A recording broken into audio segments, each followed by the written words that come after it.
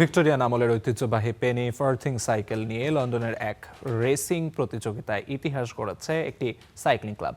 গত শনিবার ঐতিহাসিক লন্ডন নকটার্ন রেসে অংশ নিয়ে একদিনেই 4টি গিনেস ওয়ার্ল্ড রেকর্ড ভেঙেছে ক্লাবটির সদস্যরা।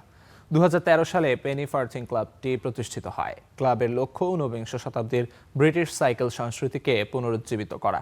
পেনি ফার্থিং সাইকেলের দুটি চাকা দুই রকমের হয়ে থাকে, সামনেটি বিশাল বড় ও পেছনেটি হয় ছোট। সাইকেলের চাকার এই অসমতাই একে বিশেষত্ব দিয়েছে। 2 দিন ব্যাপী এই সাইক্লিং ইভেন্টে পৃথিবীর সবচেয়ে বড় পেনি ফার্থিং সাইকেল চালানোর রেকর্ড করেন ক্লাবটির প্রতিষ্ঠাতা নীল লন্ডন। এই সাইকেলটি চালানোর জন্য তিনি স্ট্র্যাপ লাগিয়ে কৃত্রিম উপায়ে পা বড় করেন। অন্যদিকে ফ্লো ও ফিন উডওয়ার্ড নামের 2 ভাই বোন সবচেয়ে ছোট পেনি ফার্থিং সাইকেল চালানোর রেকর্ড করেন। এছাড়া চোখে কালো কাপড় বেঁধে এক চাকার সাইকেলে দ্রুততম সময়ে 100 মিটার পাড়ি দেওয়ার রেকর্ড করেন রজার ডেভিস। আর শেষ রেকর্ডটি আসে সুইডিশ সাইক্লিস্ট হেনরিক হেডস্ট্রোমের হাত ধরে, যিনি পেনি ফার্থিং সাইকেল চালানোর পাশাপাশি সফলভাবে জাগলিং করে দ্রুততম সময়ে 100 মিটার পাড়ি দিয়ে রেকর্ড করেন।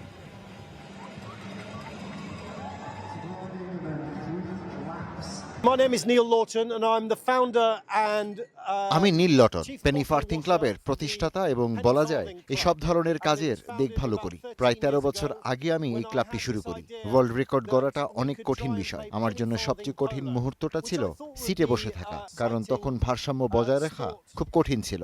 আমি জানতাম না আমার পায়ে লাগা কৃত্রিম স্ট্র্যাপগুলো প্যাডেলের সঙ্গে ঠিকভাবে মিলবে কিনা। পুরোপুরি নিজের অনুভূতি আর অভিজ্ঞতার উপর ভরসা করেই প্যাডেল ঘোরাতে হয়েছে। ওয়ার্ল্ড রেকর্ড করতে পেরে আমি আনন্দিত।